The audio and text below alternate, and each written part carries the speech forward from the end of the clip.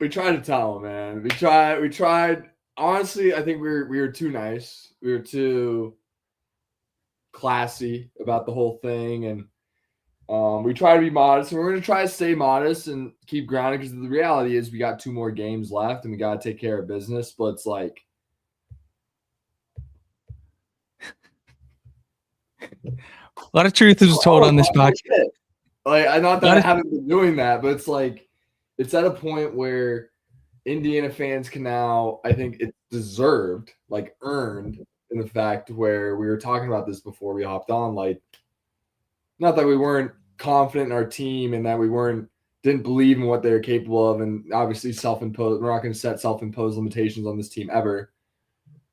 But it's like we can be the arrogant, cocky fan bases of the Alabamas, the Ohio States, the Texases, the all that. Like, we can talk our shit all day, all night, and no one can say shit back. Like, we're here, we've arrived. If it wasn't already 100%, which it was after the Oregon game, it's like at 10 million% now with what just happened in Pasadena, my hometown. I just got back from it. I was going to set you up because I've been going for 12 hours now, and I'm just getting back, and I smell like doo-doo right now, and it's just, yeah,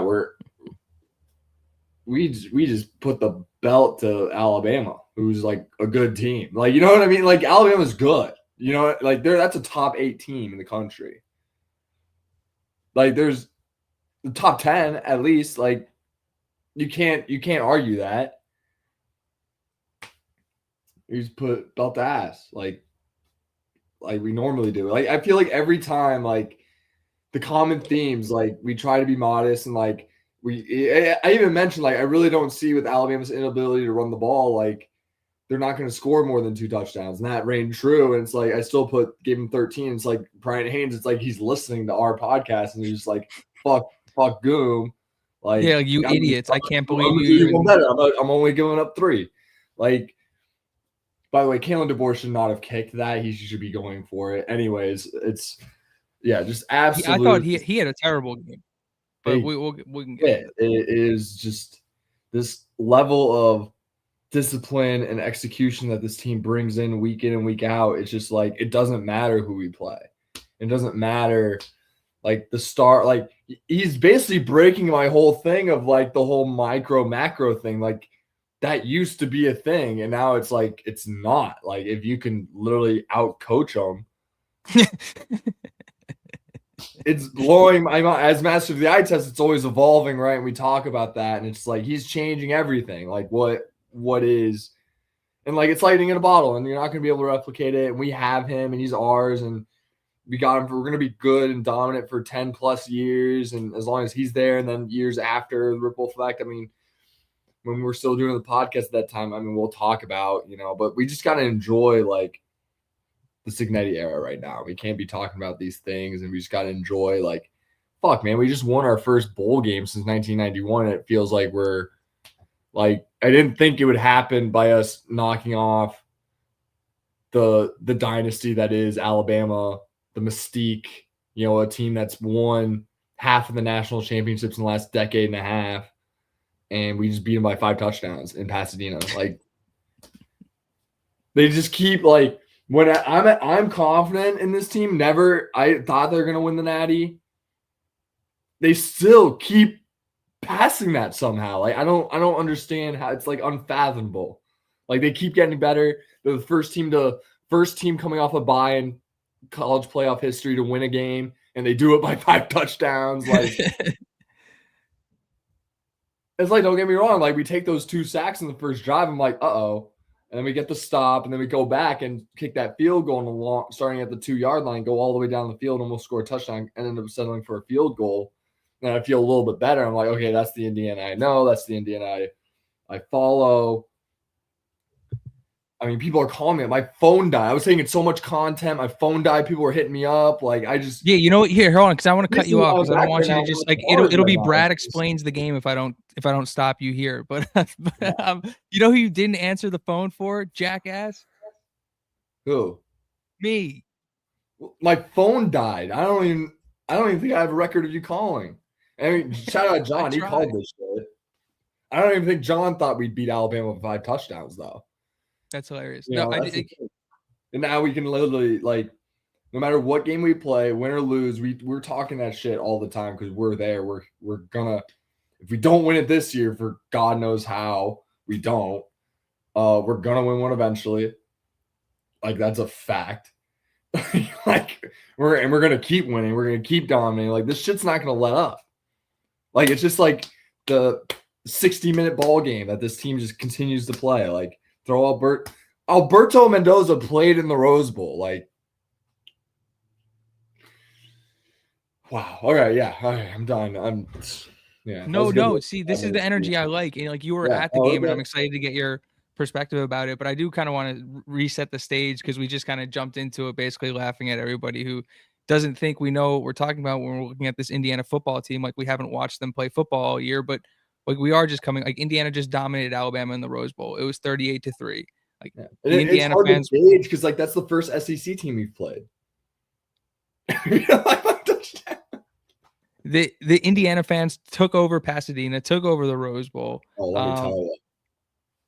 Yeah, I want to get into all of it, but I think just talking about the physical dominance of the game is so important, and I think that's capped off by the fact that, and I want to kind of start at the end. I guess we'll work backwards, but Pat Coogan and D'Angelo Ponzi are game MVPs, and like, for the fact that Pat Coogan won the offensive MVP, you could have given it to anybody on the offense, but the fact that the Indiana offensive line, of the 22 starters today, it wouldn't have mattered. I don't think anyone would complain. Like, everyone played fantastic per usual. Like, yeah, maybe Jose Wheeler misses a read here and there. Like, all right, we'll live. You know, like, fucking A. But like, these guys are awesome. Best team ever. Like, I don't want to get too far ahead because we still got business to take care of. Like, I think the biggest thing I took away from the trophy sale presentation was like Coogan, Pons, and Sig all said to the likeness of, we got to get back to work. You know, and that's just like, this team, man, it's just a special group of kids, and they're uber talented as well.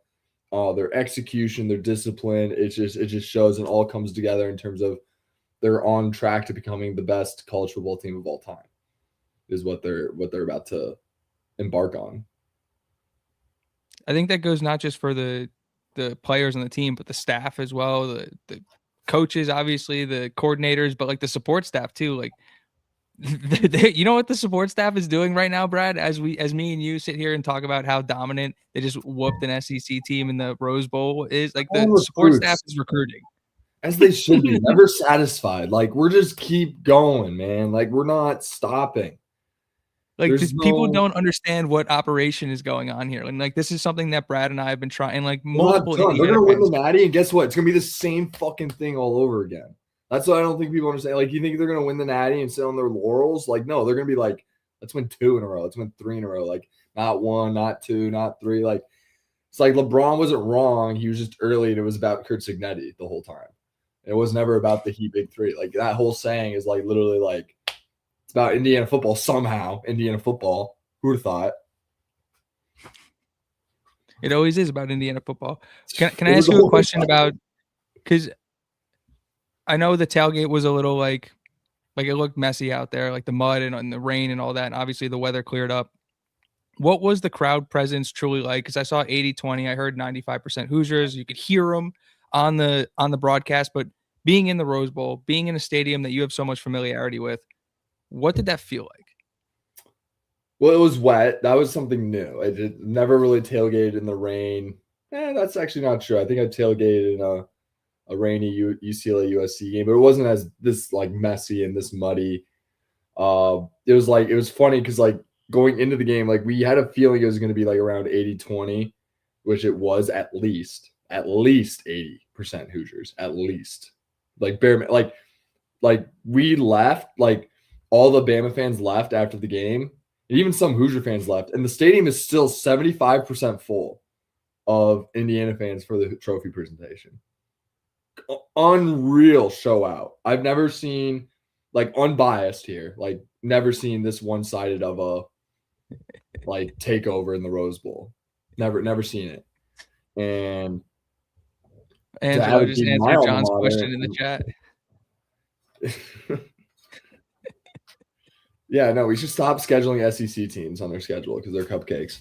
Anyways, it's just, yeah, it was muddy. It was fun. I got around seeing, so many different people, and it was just like an absolute, like, grandiose experience just to kind of share that with so many people I saw throughout the day, and then just watching it with my dad, who's, obviously enjoyed it, was very happy for me, but I can just tell the UCLA like alum in him is just like, fuck, like how could this like not be us? Like, you know what I mean? Like I could just tell at points like that was kind of his thoughts on the whole thing. Like he's obviously super ecstatic and cheering for the Hoosiers. He's wearing an Indiana hat and like, but just like kind of sharing that with him was awesome. But I could just tell like it's just like, how did that not happen to UCLA? And I feel like that's the sentiment of a lot of other programs too. Like it's just like how, like if you're a Tennessee fan, you're just like, what the fuck? Like Indiana, like Brandon Walker's a perfect example. Like T. Martin, like, you know what I mean? Like Tennessee fans are probably thinking like that. Like it's just like how, like it really is unbelievable how they're able to pull that off, and just like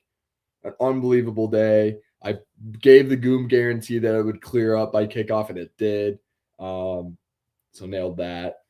And just wow.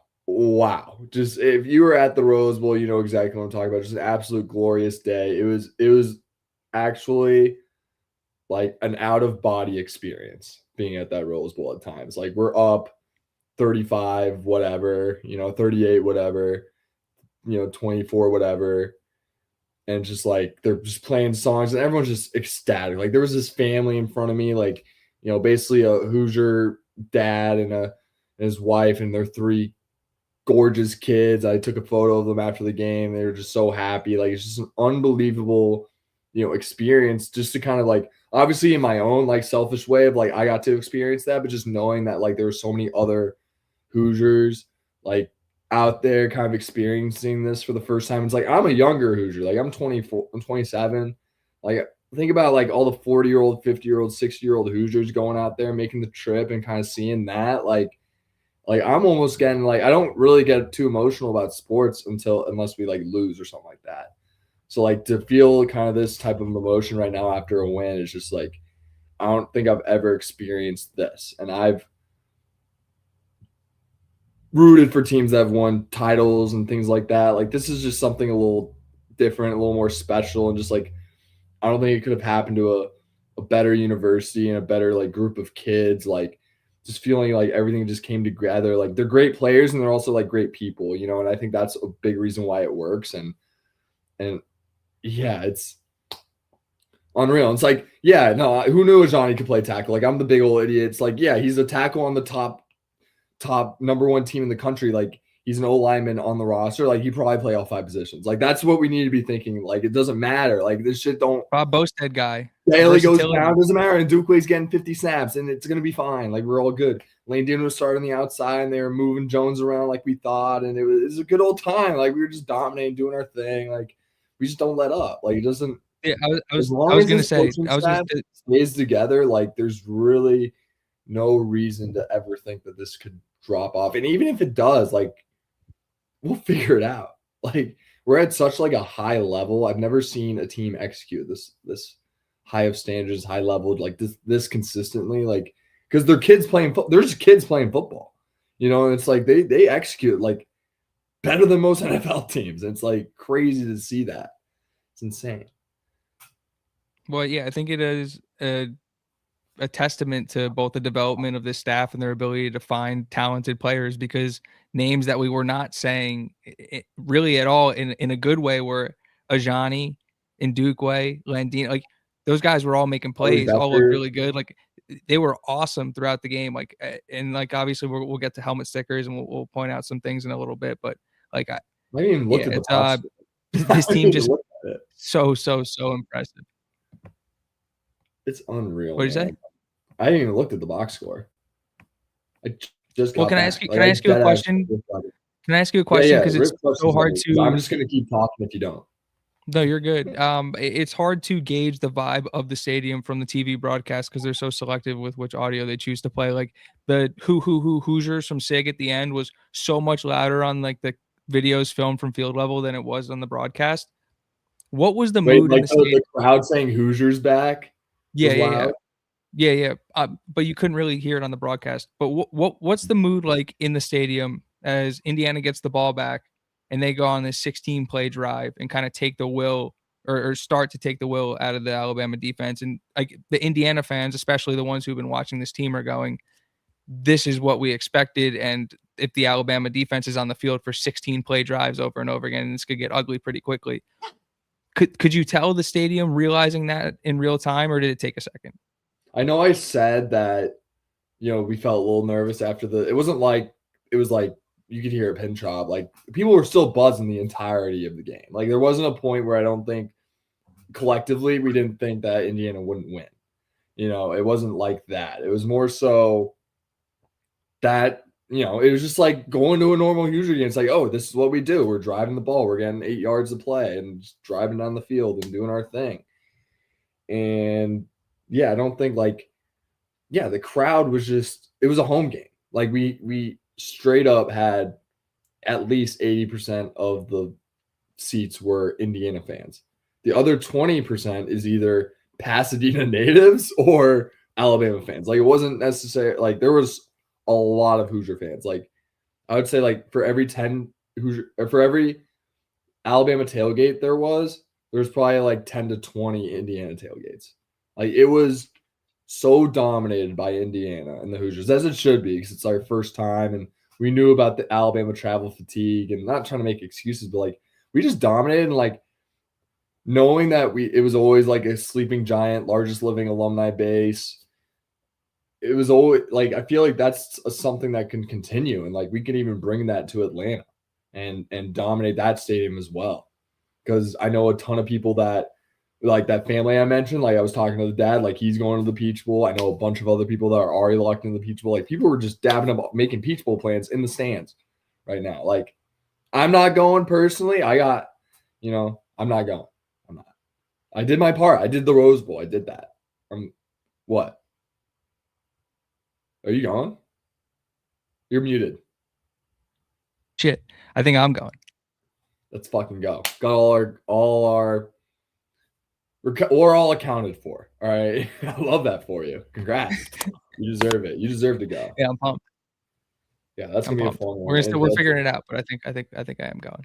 I'm very Yeah, excited about that. in North Carolina, it's just down the road, in Atlanta. It's a hop, skip, and a jump. Hop, skip, and a jump over. So, yeah, love that you're going. Super excited for you. And we're playing Oregon, who I think the only reason I don't want to start talking preview. We got to stay to this game, but like the only reason why I'm anywhat concerned about Oregon is because we've played them.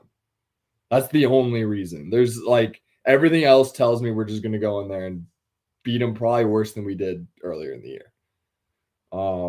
Just a team getting a second shot at us, like that's something we will talk about when we preview the game.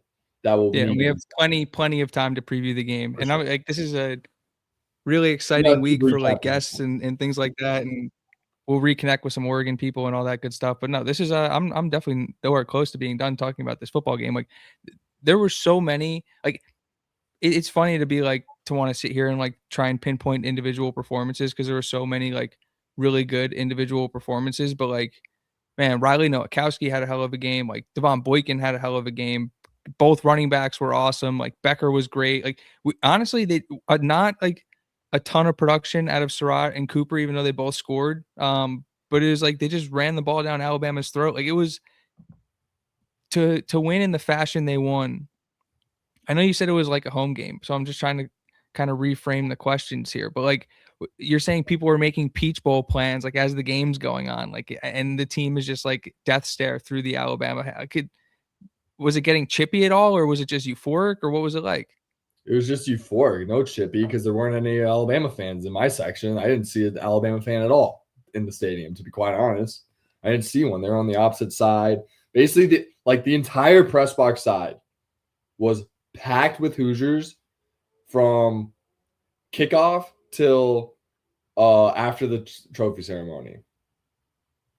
Just packed with them. Like, I've never seen it. Obviously, it was my first Rose Bowl game, but like I understand kind of how those crowds work. I'm around the city a lot. Like every bar I went to was 100% Hoosiers. Like I knew it was going to be like that before I even stepped foot in the stadium. Like it was euphoric the whole way. I wouldn't say it was chippy. The only chippiness I saw was Aiden Fisher talking his shit the entire game to all these Bama players after every play.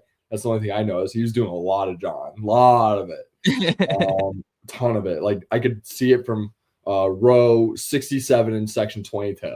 Like I could see how much he's just his helmet's going up and down. He's like pointing at, Alabama O linemen, like just talking his shit. Like that was the only chippiness I saw. It was unreal. Euphoric is the answer to your question.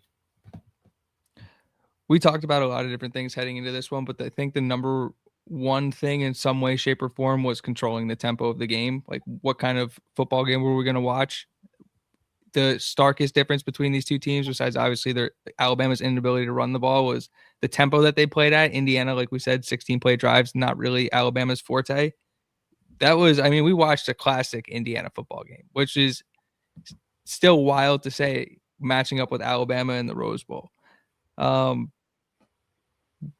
After the first quarter, Indiana did whatever the hell they wanted. So it's like, how else do you talk about this game? Like they literally it was belt to S. Like it really was just belt to, they dominated in every facet. And like, yeah, there were a couple like Womack did switch up his tendencies and brought blitzes and kind of confused the offense in the first couple drives. Like the communication went out in Mendoza's helmet. I'm not sure if it came back. Yeah, or not. he had to go down to the sideline. So it didn't come back. They didn't address it on the block. It didn't even matter. Like that didn't even matter. Like think about all the different things that kind of went wrong for this Indiana team and like only forced one turnover. Like it wasn't even the cleanest football game for them. Like there are things that you can go look on tape and like there's stuff to clean up. But like why was Jeremy Bernard wide open on the whole shot? Like things like that. Like it felt like, it's still margins to be improved on, as this team seems to be like that's their forte. Like they hunt those things, and that's why they're so good right now, because they continually get better as the season goes on and as the years go on. Like they're just going to continue to get better as quote unquote more talent comes in. But it's like, are we going to do better than like? That's why I'm like, we're bringing all these recruits, and I said that one time, like, yeah, prove it. Like, are you going to be better than Surratt? Like, I don't know. Special player. 11, special 11, special 10, 11 guy. touchdowns in the Big Ten. Fisher's a special guy. Yeah. Fernando's a special person. Like, these are special people. Like, they're really talented football players, but they're special people. I'm like, this is the argument. This is the talent argument that I've had all week, and not like in a disrespectful way, but like going on the different Bama shows and like talking to different Bama fans. It's like you talk about like this talent gap and this talent difference. It's like maybe in these individual instances all compiled together in this team, there's just a bunch of dudes that people missed on for a bunch of different reasons. But like, I don't know how to argue with the results these guys put out on the field. Like, you're right. These guys are just really, really good football players, and they physically stand up to the challenge. Like Indiana was by far the more physical football team. By far.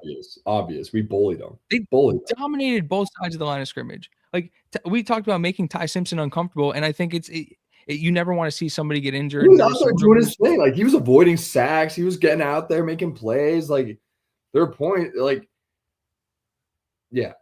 But I think it's like the fact that like the biggest hit in the game comes from the smallest player on the field, and somebody who the Alabama fans were saying doesn't want to hit.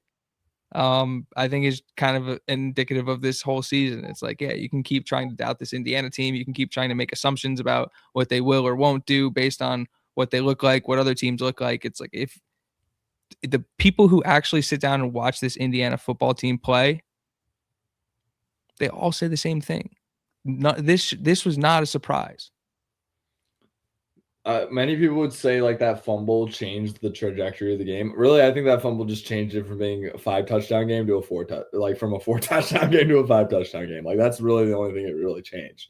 And like Ty Simpson was doing his thing. Like, I felt like Bama was playing at Bama's level, and it just didn't matter. It just didn't matter at all. That's kind of like I alluded to the truth. It's still taking time to get used to it. Well, yeah, I was saying I was alluding to the truth a lot in the build up to this matchup. And the truth was that Indiana was the much better football team, and that the logos did not matter. And when you say something like that to a fan base that's not used to hearing it, it comes off as disrespectful. And it's like, I'm sorry that the truth hurts, but that like the truth played out on the football field. Like it's to beat somebody 38-3 in a playoff game, it is disrespectful. There is no way around that. To dominate a football game is to like there's no other way around it. We saw that play out on the football field. Like Indiana had 400 total yards. Yeah, and maybe people shouldn't be, dissing blowouts too often, because what you're gonna say Bama didn't deserve to be in the field? Like it's ridiculous that we have these stupid quarterfinal matchups and we see all these blowouts, like Bama fraudulent program getting blown out. Like I don't know. It just feels like they're proving a lot of these dumbass idiot fan bases on Twitter wrong, and it's just great to see. It's unreal. But yeah, I guess just to run through the rest of the keys, like keep Alabama one-dimensional. Alabama had 23 rushing yards. Indiana had more rushing yards than Alabama had total yards. Not surprising. And protect the football. Like we said, the one turnover was the Alabama fumble.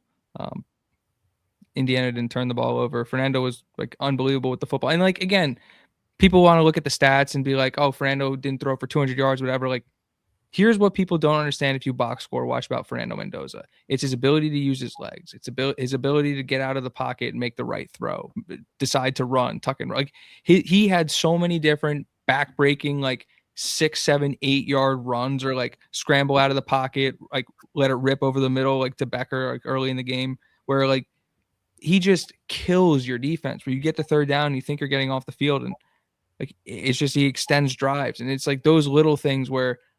No, he didn't throw for 350 yards in this game, but like if you don't come away from this football game going like he's the best quarterback in college football, like we must be watching different sports. Here's a box score stat. I've always said passing yards is an overrated stat. I've always said this. He had more touchdowns than incompletions. So Reese Davis called out when he presented the awards in the trophy presentation. Like that's the shit you should be looking at. 14 of 16 for 3 tutties. Like, yeah, I think that's a job well done. I don't care how many yards he got. And they ran for 250. Yeah, and they won by 5 touchdowns too. Yeah, on top of that. But they ran the Brad, you want to guess how many rushing attempts they had? How many rushing attempts Bama had? No, Indiana. 50. I saw it. I mean, a lot of that was garbage time stuff, and still though, dude. Bro, Alabama had 23 rushing yards.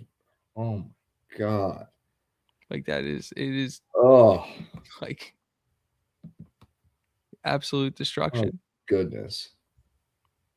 Mendoza was just so good in getting out of there too. Like there were times when he took a few sacks, but he was so good at escaping and making the play happen, and just being patient and finding a hole. Like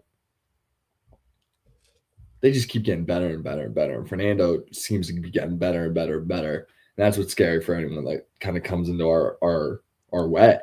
Well, that's the number one pick argument for Mendoza too, is like the guy is still scratching the surface of like his potential. Like me and you had the Fernando Mendoza conversation a couple weeks ago, but like the dude, he's not even half as what he's going to be at his peak and like he's still growing before our eyes. But like I watch a lot of like MMA fighting, all that good stuff, right? And they say that like when a guy wins a championship, like he gets like a 10 to 15 to whatever you quantify the championship boost he gets in confidence when he steps out on the field. Like I said, like Mendoza wins the Heisman, wins all these awards, and a lot of people would take that in the wrong way, would go to their head, but it's helped his confidence.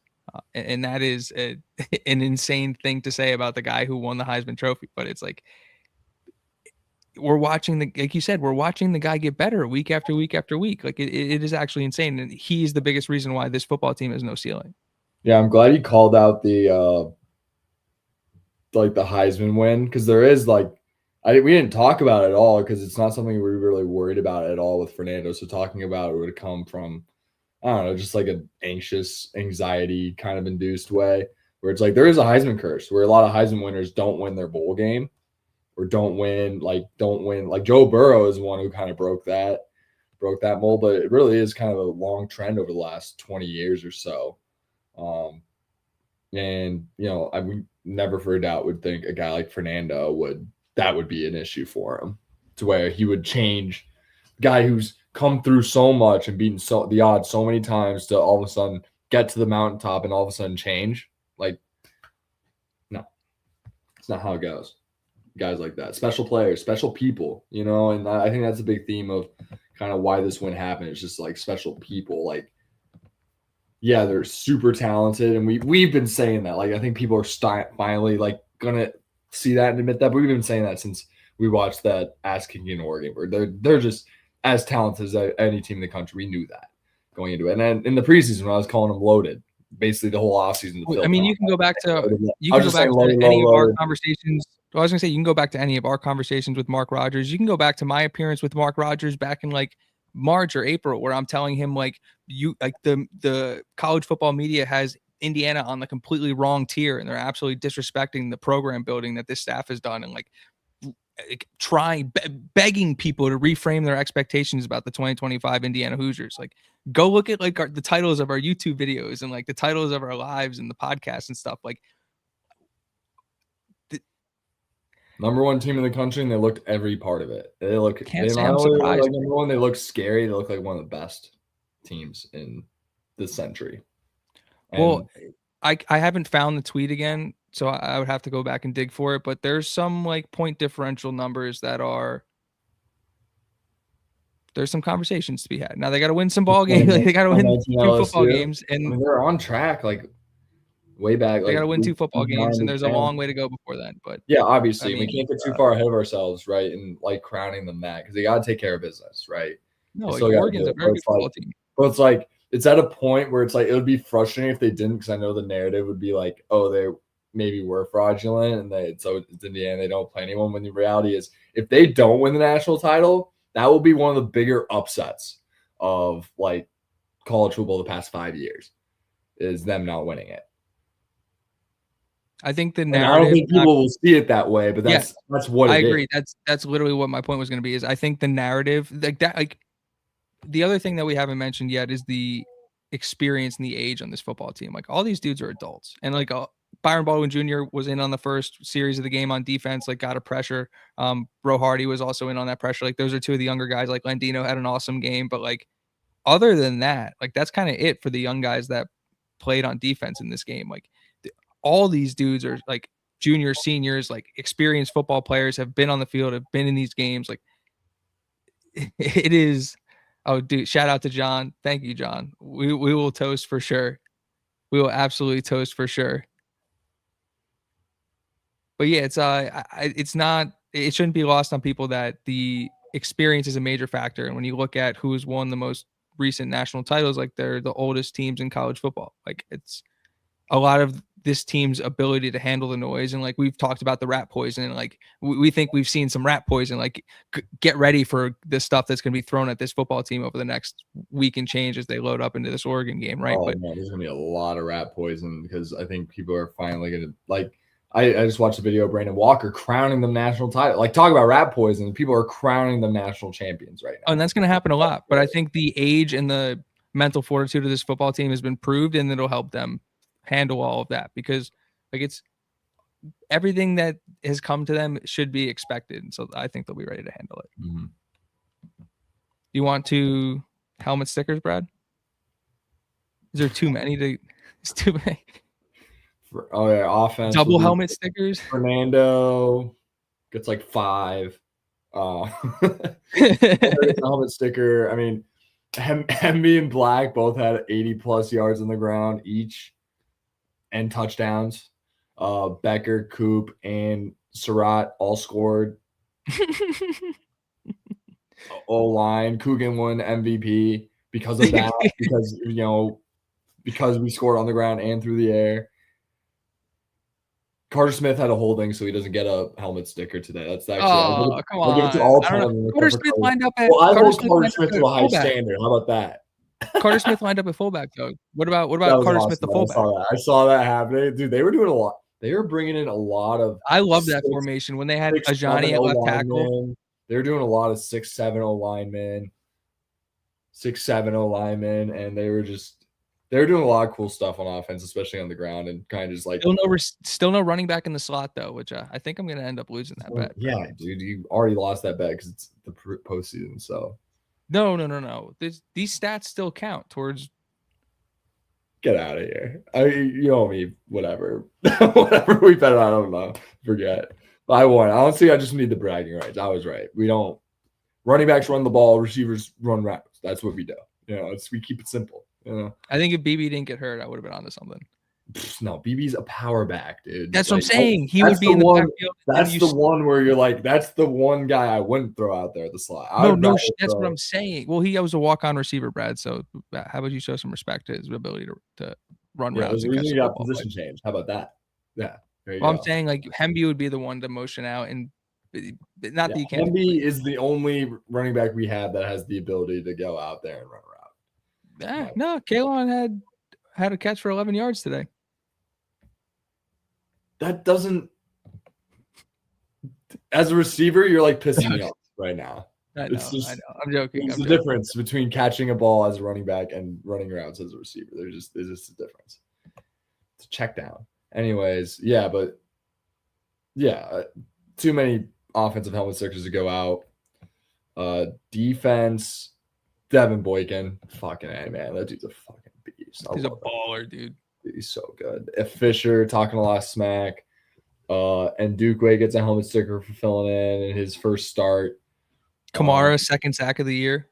Kamara getting his name on the there we go. I loved seeing that. That was awesome. Jones. I mean, dude, Lou Moore with that big hit in the red zone. And then he was hyping up the whole, they're hyping up the whole side of the section, which was really fun. Like, they were enjoying the fact that we overtook the Rose Bowl. Like, they were leaning into that. It was awesome to see. I hope we do the same thing for Atlanta. Oregon guys, get the fuck on it, because I'm not going, so I'm like a little worried. Right, that we're not going. Atlanta is so much closer to Bloomington than it is. That's the scary part for everyone, right? And Eugene, Oregon. Yeah, Mikhail Kamara and Dukeway. Pons won MVP, which I guess he had the fumble, big hit, forced fumble. Sharp had so many good plays throughout the day. Didn't hear much of Farrell, but I feel like that's a good thing. I don't know. There's just so many times where it's like Bama has these big athletic guys, and there are times the way these Bama podcasters describe them big 5 stars, 240-pound backs, and they get out there and it's I don't really see the difference between their guys and our guys. Besides, our guys are probably better football players. This is kind of the bigger thing. Physically, they're pretty equal. It's not too big of a discrepancy at all. If anything, we probably have the edge why we won by 5 touchdowns. You know what I mean? I remember Hill got to the outside and he was going that's a perfect time for him to run over someone, but no, Roe Hardy just pops him out of bounds. No one gets knocked down. It's just they just hit each other. And it's they get out. You would think if Bama had that, he'd be able to maybe truck Roe Hardy, but no, that's not the case. Roe dropped a pick 6, which was oh my god, he would have housed that too. I've been waiting on the Roe Hardy pick 6 all year. I know, since I called it in the Oregon game. But maybe second Oregon game. Maybe you guys about to say maybe you were right. Maybe never wrong, just early, But yeah, what about specialists, Brad? Hard to single out guys for special teams. And Radicic 1 for 1. Ranky wasn't there today. It was Quinn Warren kicking off. No, he was he got downgraded to questionable earlier in the week, and once I saw that, I was because I was also following, because speaking of Oregon, I was following along with the Decorian Moore, Evan Stewart stuff, and seeing what was going on there. And when they asked Dan Lanning about it, he was talking about they were just messing around with the media, and they had Stewart at probable and then listed him as questionable, and then he wasn't going to play. And then I kind of saw that same progression with Frankie, so I didn't say anything on the timeline, but I kind of back pocketed that. I kind of had a feeling he wasn't going to play. Fair enough. But didn't really make a difference. On special teams to give out, but I think that's a good thing. Yeah. No, well, I'll give one out. How about not jumping on the 4th down? Can we talk? Actually, I can't believe we got so fired up. What the hell was Kalen DeBoer thinking? I thought the Bama game plan was god awful. How do you go for it on 4th down inside your own territory there? And that immediately told me that they realized the same things that Indiana fans had been saying. I'm sure some Indiana fans were saying, but we had basically internalized we thought we were going to kill them. They were playing like Indiana should be playing Alabama. Like that. That's what was so funny about it was gimmicky. There was like look to the sideline, snap the ball type they were stuff. playing like David. They were playing like David in that game where it's like, oh shit, we're down like a couple scores to Indiana. Like we have to go for on fourth or else this game's going to get 10-0. Yeah. That was crazy. They were playing like the David. I think it broke a lot of people's minds, even myself. Like they were playing like how like Indiana would play a team like last year when they're like good, but they're not like quite there yet, you know, and they're trying to like play a top not team even because last year they still try like I'm not trying to subtract from the team. I'm just trying to like relay it in a way where it's like they played like they were the outmatched team. Alabama did. And that's just hard for a lot of people to grasp if you're not listeners of the show. I would agree with that.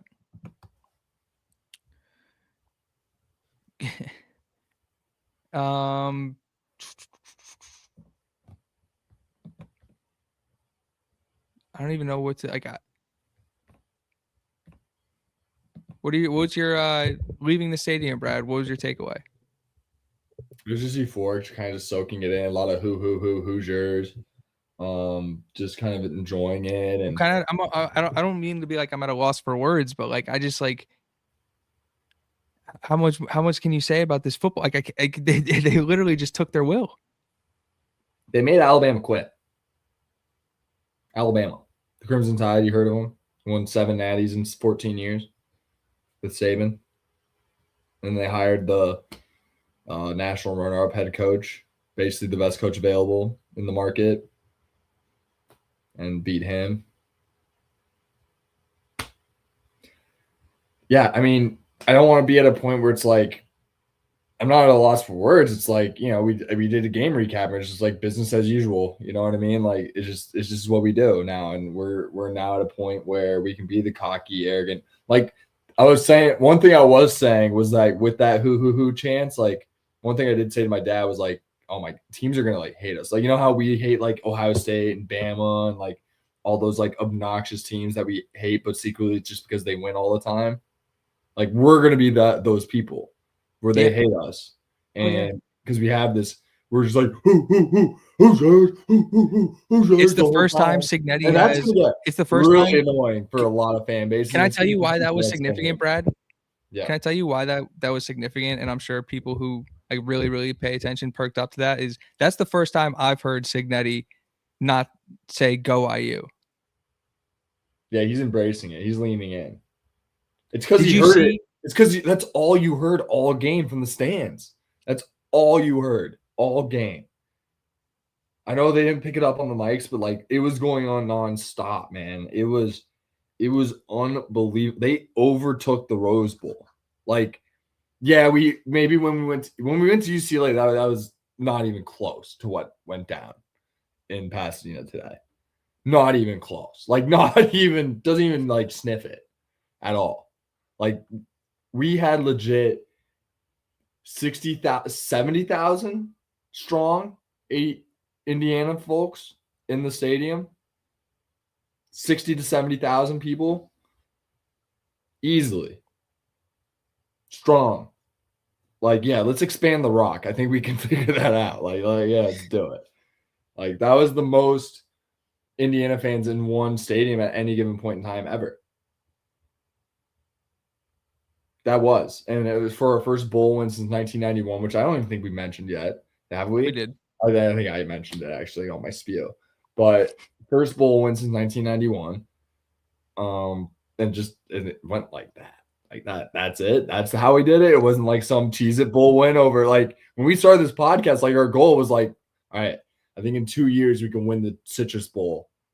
And, and really, you know, and then that could really start picking some things up, you know, like, and that was like in our minds, like that would be awesome. Like sign me up, right? Like it'd be like, yeah, fuck yeah. But now it's like we're the shit. You know, it's just it's unfathomable. We can't say it enough. Like Cignetti did the impossible. It's unfathomable where Indiana's at as a football program. Basically, didn't like you couldn't have predicted. I joked around with a family friend like after I got back. It was like, yeah, I always knew when I enrolled at Indiana, like they'd get to this. He's like, yeah, right. Like, you know, it's like no one would ever thought this was even possible with Indiana. Even if they did invest the money and did hire a really good coach, like that shit's not a given, and they're pulling it off. It's insane. I think the statue could go up now and nobody would complain. I think if they win the national title this year, they should put up the statue already. Yeah, I agree. I don't think they can put it up until he wins the national title, but I echo your sentiment. Like I'm dead. Like I'm being. You're like mostly joking. Like I'm dead ass. Like no, I'm being like 75% serious. Yeah. Do you want to talk a little bit about an Oregon takeaway? I don't want to do an Oregon preview, but I want like an Oregon takeaway. We can do an overarching kind of state of the union playoff, like where it's at. Remember how I talked about those boys at Miami?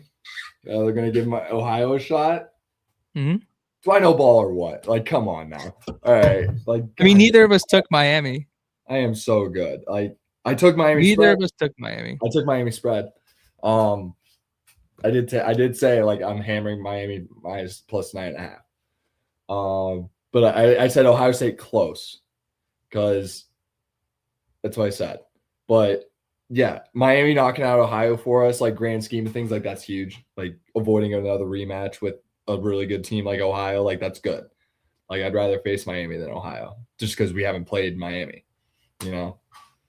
and no familiar. I think familiarity goes a long way.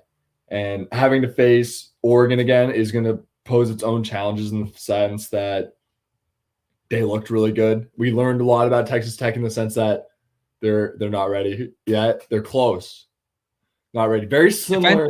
Texas Tech reminds me a lot. They remind me a lot of Indiana last year. This year's Texas Tech team, they do, and just in the sense they're beating the piss out of everyone, and then when it gets to their first playoff game, it's kind of, gets away from them. Like, not saying they weren't capable of winning that game. Like, I don't think Indiana was incapable of beating Notre Dame last year. They could have on a given day. Just the game got away from them. It was an away game. Notre Dame, really cold. It wasn't that maybe they weren't ready. I don't know, but the game got away from them. And that's very similar to kind of the trajectory that Texas Tech seems to be on right now. That's all I'm going to say about that. We have a rematch with Oregon. That's going to pose its own problems. And right now, what I say about those Ole Miss Rebels, I'm pretty sure they're winning right now. Let me check the score. They were winning when we hopped on. They were winning when we hopped on. It was 12-7. It is now 21-12. Georgia's going away with it. So it's okay. They're playing. I think you were wrong in the sense where they're not going to play hard because their coaching going to be outmatched. Like, I think Georgia's just showing That's not what I said. Whatever. I never questioned how hard the team was going to play. And I think the same thing, like this has been my take since before the Big Ten championship game. This has been a take I've had, I don't want to say forever, but like watching the sport of college football, like it's hard to game plan and win football games at the highest level. Like we see some of, not obviously not even half of what the behind the scenes, like the watching film and how many hours this coaching staff puts into preparation. Like, let's think about this logically for a second. Or both of Oregon's coordinators, and it's clock. Actually, it's funny enough. We are 2 hours away from the transfer portal opening up. Both of Oregon's coordinators are coaching different FBS Division I football programs. One in the SEC in Kentucky, and the other one's coaching Cal. And those guys have to go try and figure out how to build their rosters for 2 weeks and game plan for the Indiana Hoosiers. Now they got to deal with the best team this decade in the Indiana. That's going to be tough for them, but we'll see. We'll see what they do. And the portal opening up tonight makes things really interesting. Portal opens at midnight. The portal is open at midnight. Like, hey guys, who wants to play for the Indiana Hoosiers next year? Oh, seriously, I do. Holy! I said it after the Ohio State game. There's not a single player out there that wouldn't be over the moon over an Indiana offer right now. Showtime sales, man. I'm talking to you. Pull up.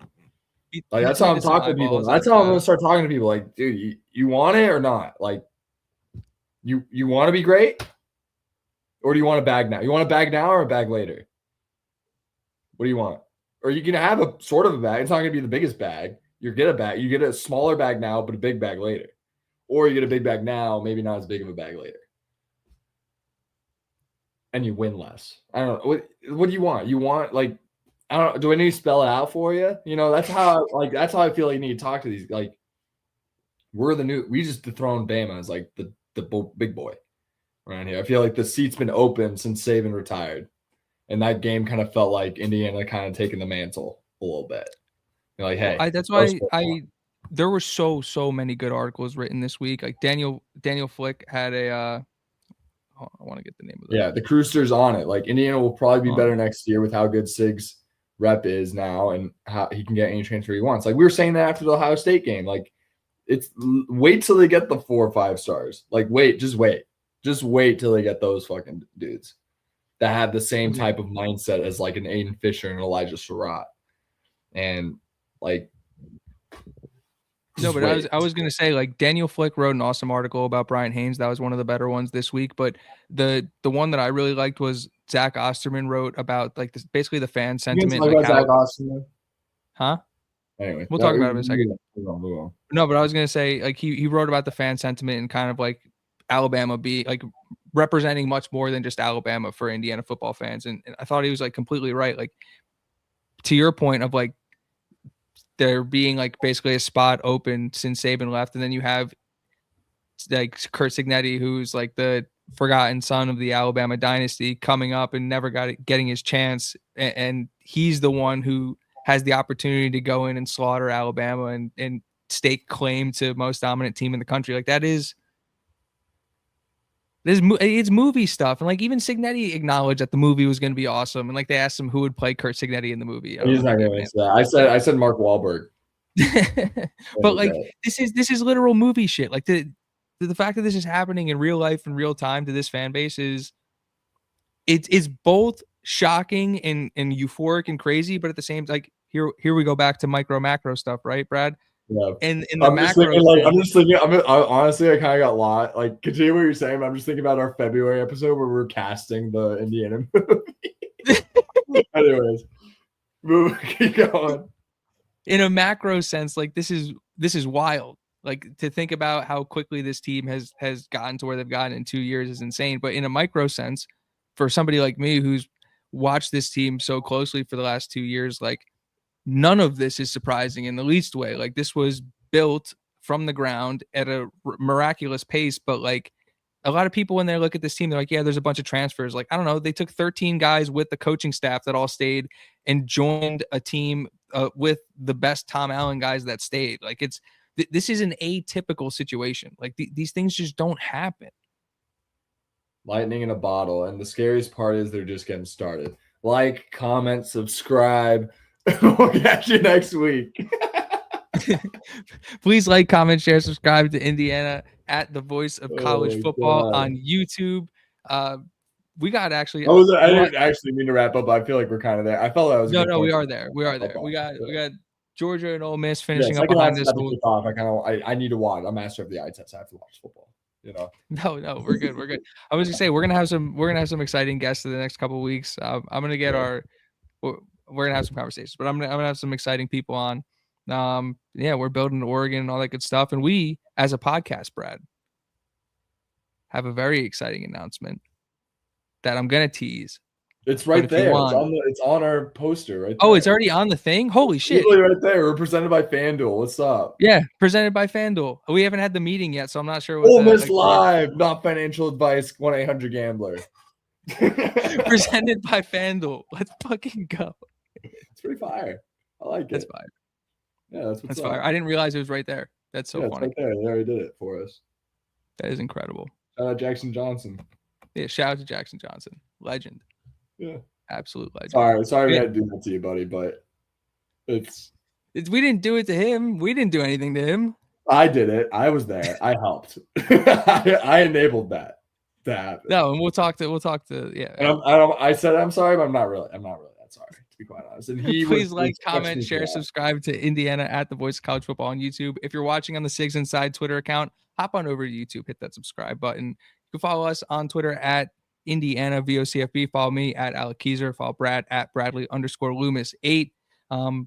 We'll be back on Tuesday night with probably a guest or two. Okay. Yeah. Cool. Yeah.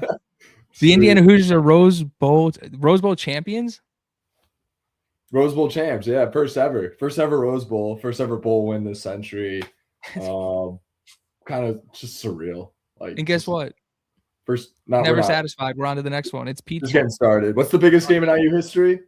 The next one. The next one. All right, let's go. Let's get out of here. Appreciate you guys hanging out. What a time to be a Hoosier. We'll see you guys on Tuesday night. I'm an out of body experience. Go Hoosiers.